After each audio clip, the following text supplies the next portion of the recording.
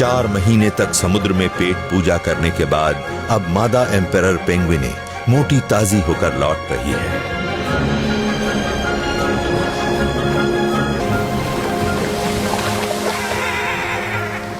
ऐसा लगता है कि आखिरकार अब पेंगुइन उड़ सकते हैं, लेकिन समुद्र में बिताई गई सर्दियों के बाद शायद उनकी उड़ने की आदत थोड़ी छूट गई है।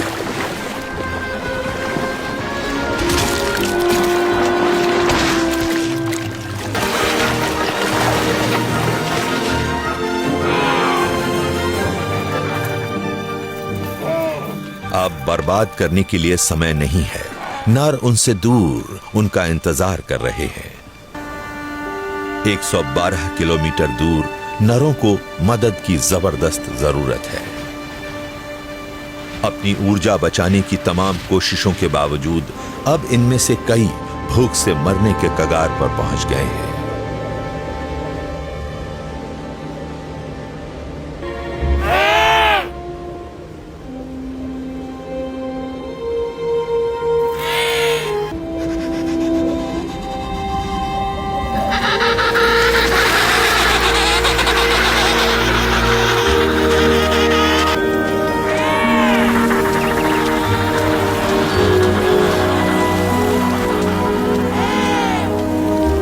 ये 3 महीने अलग अलग रहने के बाद फिर से मिल रहे हैं।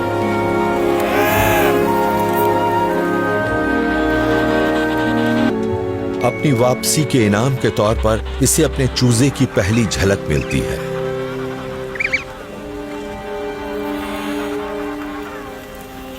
पुनर्मिलन के बाद अब वक्त है चूजे को मादा को देने का। पिता चूजे को देना नहीं चाहता। मादा उससे इसरार करती है।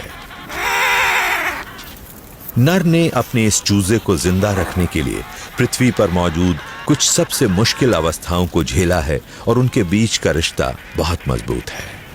ये आदान प्रदान झटपट होना चाहिए क्योंकि ये छोटा सा चूजा असुरक्षित है और कुछ ही सेकंड में जमकर मर सकता है।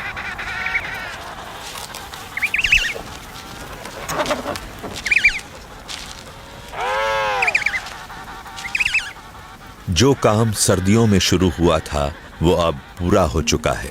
तमाम बड़ी बाधाओं के बावजूद कीमती चूजा सर्दियों के दौरान जिंदा बच गया और अब ये अपनी मां के साथ है और मां के पास इसके लिए खुराक है।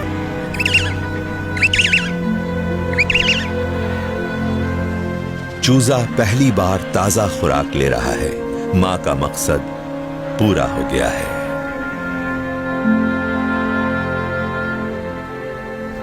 लेकिन कुछ माओं के लिए इस सफर का अंत दुखदाई होता है। उनके बच्चे जिंदा नहीं बचे।